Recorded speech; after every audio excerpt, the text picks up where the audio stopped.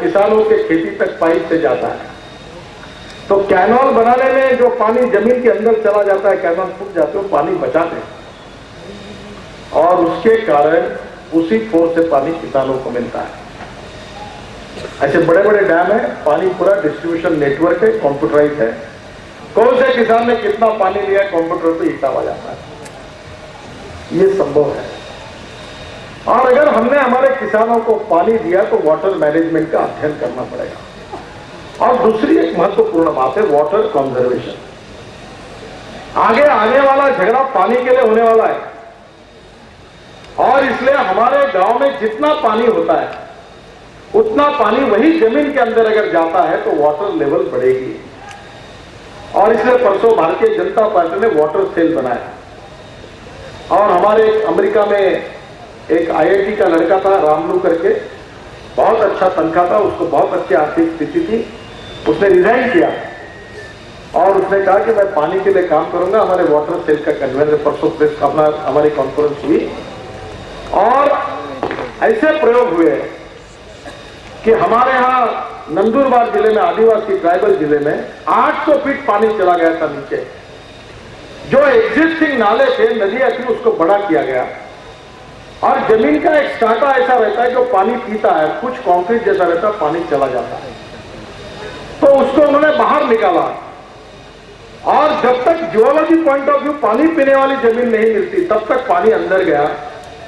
और इस प्रकार से उन्होंने पूरे तालुका में काम किया। आपको ताज्जुब होगा, 800 फीट पानी नीचे गया था, जमीन के दर 25,000 रुपए एकड़ थे। आज वहां जमीन के भाव 5 लाख रुपए एकड़ हो गए। जो 1 घंटा पंप चलता था वो 24 घंटे चलने लगा, क्योंकि जमीन के अंदर वाटर लेवल बढ़ी। क्यों नहीं वाटर कंजर्वेशन के कार्यक्रम के लिए हम प्राधान्य दें। और मुझे ऐसा लगता है कि पहले irrigation, water management, water conservation, उसके अनेक प्रयोग। तीसरी जो बात है, जो दूसरी बात मैं आपको कहना चाहूंगा, जिसके लिए हमने कोशिश करनी चाहिए, छत्तीसगढ़ के सरकार ने कि हम ऑर्गेनिक फार्मिंग करें, minimize the expenditure and increase the profit. इस कांग्रेस और यूपीए सरकार ने अनेक पाप किए। इसका सबसे बड़ा पाप किया है कि फर्टिलाइजर के मामले में जो रैकेटियर्स को मौका दिया है, जो कार्टेल बना, जिसके कारण बड़े प्रमाण पर आज हमारे मिश्र खत जो है उनकी कीमतें इतनी बड़ी है कि किसान उसको बर्दाश्त नहीं कर सकता। क्यों नहीं अपने घर में हमारा खाद तैयार करें। हमारे यहां अनेक प्रयोग हुए, अमृत पानी जैसे प्रयोग हुए कि गाय का गोबर, गोमूत्र, गुड़ और वड़ के नीचे की मिट्टी डालकर उसको सड़ाकर फिर वो पानी में डाइल्यूट करके पेड़ को देते हैं, तो पेड़ के नीचे में वो कछुआ लगते हैं, तो उसके कारण वो जमीन भूषित करते हैं। तो डायरेक्ट जो हमारा रूट रहता है, जो मूल रहता है, वो डायरेक्ट हवा का नाइट्रोजन लेता है, उसको खाद देने की जरूरत नहीं। कितनी सुंदर सब्जियां आती है।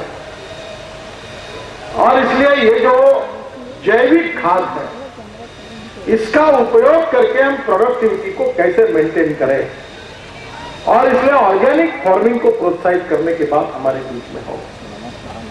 क्योंकि तो ये इंसेक्टिसाइड और फर्टिलाइजर में हमारा पैसा चला जाता है, और इसकी कीमतें कहीं की कहीं बढ़ी है।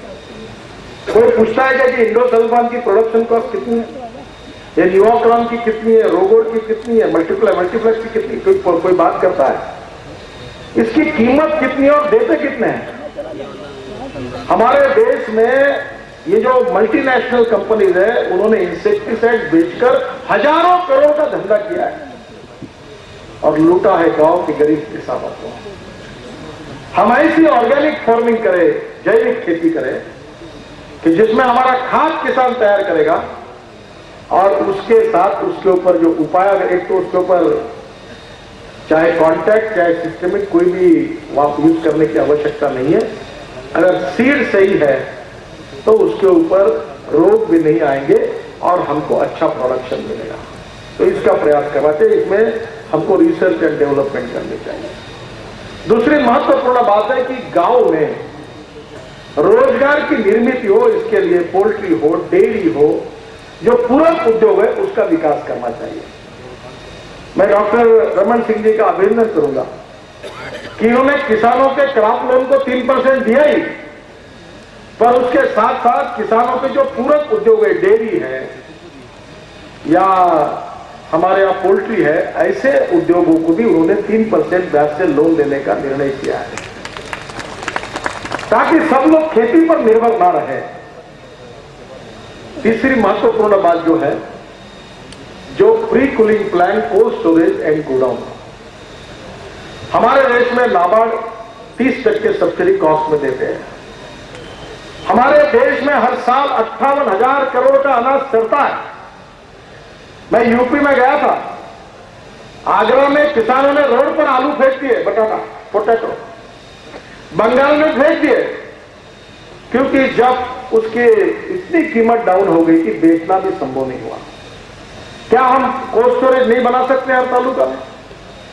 क्या हम लोग 50% इंसेंटिव देकर हर गांव में फ्रूट, वेजिटेबल, इसके लिए प्री कूलिंग प्लांट और कोल्ड स्टोरेज बनाएंगे तो स्टोरिंग कैपेसिटी बढ़ेगी, तो मार्केट को कंट्रोल होकर जब भाव कम होते तो किसान स्टोर कर सकेगा।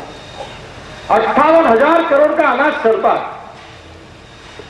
मैं सरकार से हमने ऐसी योजना की और मांग की थी कि किसान का बच्चा, लड़का अगर गोडाउन डालता है तो उसको 50% सब्सिडी दो और 4% ब्याज से लोन दो, और उसके गोडाउन एफसीआई या सरकार किराए से ले, वो अपना माल वहीं रखे। और अगर कोई किसान अगर अपना 50 बोरे सोयाबीन अगर उस गोडाउन में रखता है तो उसके रिसिप्ट लेगा, नेशनलाइज्ड बैंक में जाएगा, किसान, गोडाउन का मालक और बैंक ट्राई पार्टी एग्रीमेंट करेंगे, और उस दिन मार्केट में जितना भाव है उसकी 75% रकम उसको तुरंत अगर 24 घंटे के अंदर मिलेगी, तो आज जो फायदा व्यापारी कमा रहे वो तेजी मंदी का फायदा किसान को मिलेगा और किसान का फायदा होगा। ये हो सकता है, इसमें कोई कठिनाई नहीं है। और हर गांव में 10,000 के पॉपुलेशन के पीछे अगर ये गोडाउन का, प्री कूलिंग, कोल्ड स्टोरेज का अगर नेटवर्क खड़ा हुआ तो कोई ऐसा नहीं होगा। अब हम नासिक में ओनियन, प्याज भाव डाउन हो गए, फेंक रहे रास्ते पर प्याज को। हमारे भाभा एटॉमिक रिसर्च सेंटर ने टेक्नोलॉजी निकाली है कि उसमें से रेस पास करके उसका लाइफ 6 महीने से 7 महीने तक बढ़ाया जा सकता है। अगर किसान ही ऐसे 50 किसान अगर अपनी कैपेसिटी करके 50 लाख टन अगर प्याज गोडाउन में रखेंगे, जब भाव कम होता है तो किसानों को उस समय स्टोर करेंगे, जब भाव आएगा तब बेचेंगे, तो किसानों को राहत मिलेगी, नुकसान नहीं होगा। आप जब अभी शुगर की प्राइसेस कम हो गई तो सरकार एक्सपोर्ट करने की परमिशन नहीं देता। आज मैं छत्तीसगढ़ में मुख्यमंत्री से बात कर रहा था, हम चाइना में थे, 60 रुपए किलो चावल है वहां। और ये तो अच्छा हुआ कि छत्तीसगढ़ की सरकार यहां पैडी खरीद रही है। इनके बाजू में लाकर हमारे भंडारा गोंदिया जिले में बंद है राइस मिल। हमारे खरीदारों के पास न बोरे हैं न पैसा है, किसान बेच नहीं सकता। 700-800 रुपए के भाव पर क्विंटल पर आया, कोई लेने वाला नहीं है। ये तो उस पर सब्सिडी देते हैं। आपके यहाँ किसानों को आपने संभाला है, पूरा बर्बाद हुआ महाराष्ट्र का किसान चिल्ला रहा है कि आप कम से कम चावल को एक्सपोर्ट शुरू करो। जब आप पूरी ग्लोबल इकोनॉमी की बात करते हो, तब जब कीमतें बढ़ती हो तो हाथ ऊपर करते हो कि ये तो फ्री इकोनॉमी है, सब्सिडी की बात नहीं होगी, मदद की बात नहीं होगी। फिर जब कीमतें दुनिया में बढ़ती और देश में कम है, तो जब उनको निर्यात करने के समय फिर उसको रिस्ट्रिक्शन क्यों लाते हो? एक बार एक ही पानी से 2 बार स्नान नहीं हो सकता। आप अगर पूरी पॉलिसी को अगर ओपन कर रहे तो let them take the advantage of the situation, और वो फायदा किसान को मिले, कम्युनिटी एक्सचेंज को नहीं मिले। कम्युनिटी एक्सचेंज एक नया नाटक शुरू हुआ।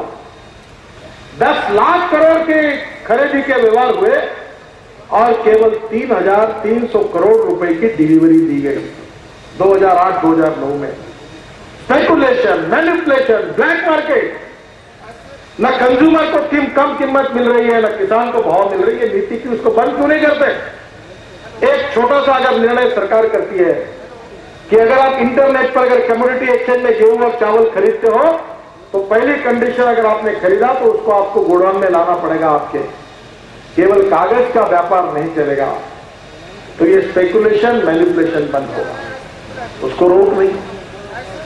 और इसलिए हम ऐसी नीति बनाएंगे, सीड कंपनी बढ़ाए, किसान अपना सीड तैयार करे, नर्सरीज और सीड कंपनीज के लिए हर राज्य में इतनी योजना बनाए कि रिसर्च एंड डेवलपमेंट करके हमारे लोग अगर अच्छी तरह का सीड और अगर अच्छी तरह की कलम तैयार करते तो क्या बिगड़ा है।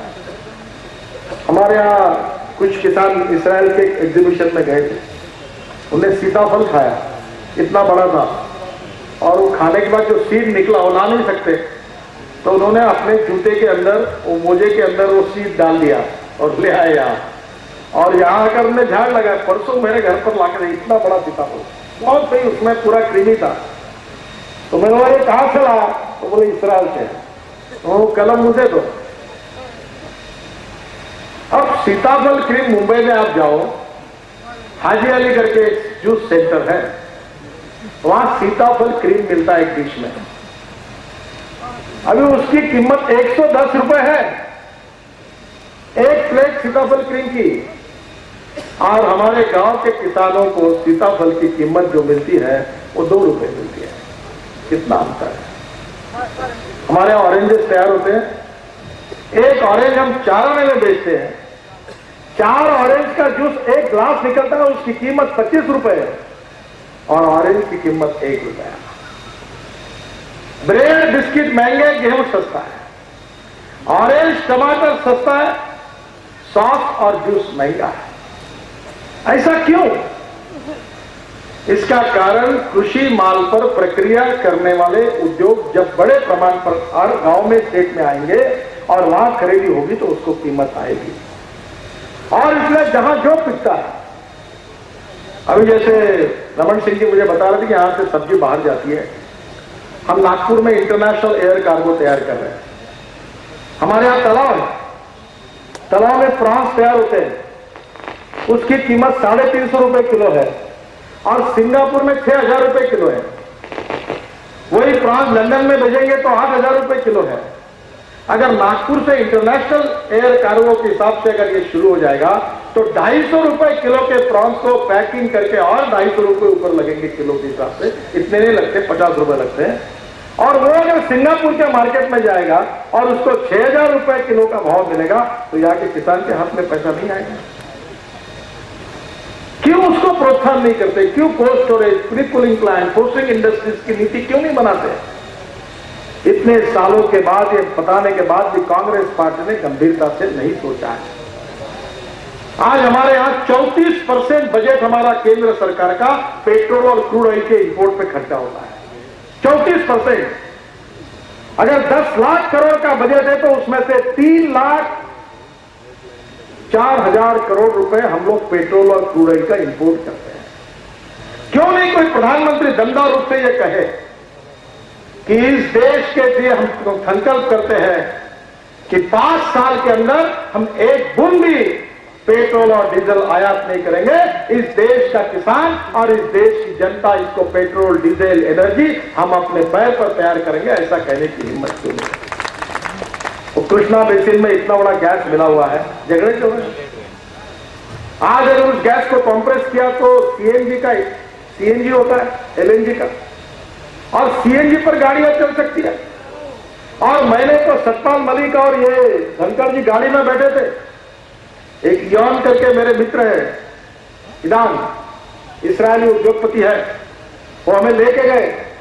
उन्होंने बैटरी पर चलने वाली कार थी, एक कार में बैठा तो 300 किलोमीटर के स्पीड से चल रही थी, और ये जो बैठे हम लोग 160 किलोमीटर के स्पीड से ऐसी गाड़ी चल रही थी।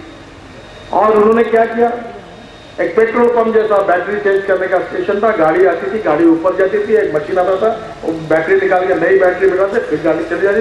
140 किलोमीटर के स्पीड से चलती है, और जो पेट्रोल डीजल की कॉस्ट है उसके 25% कॉस्ट में चल सकती है।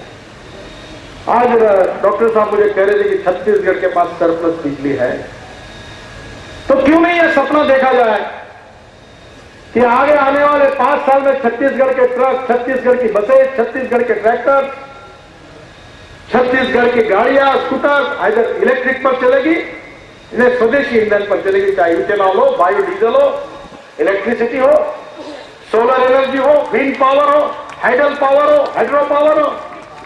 हम इतनी पावर जनरेट करेंगे कि 1 लीटर पेट्रोल को जितना खर्चा लगता है उसके 25% में हमारा ट्रैक्टर चलेगा, हमारी ट्रक चलेगी, हमारी बसें चलेगी, कोई दमदार प्रधान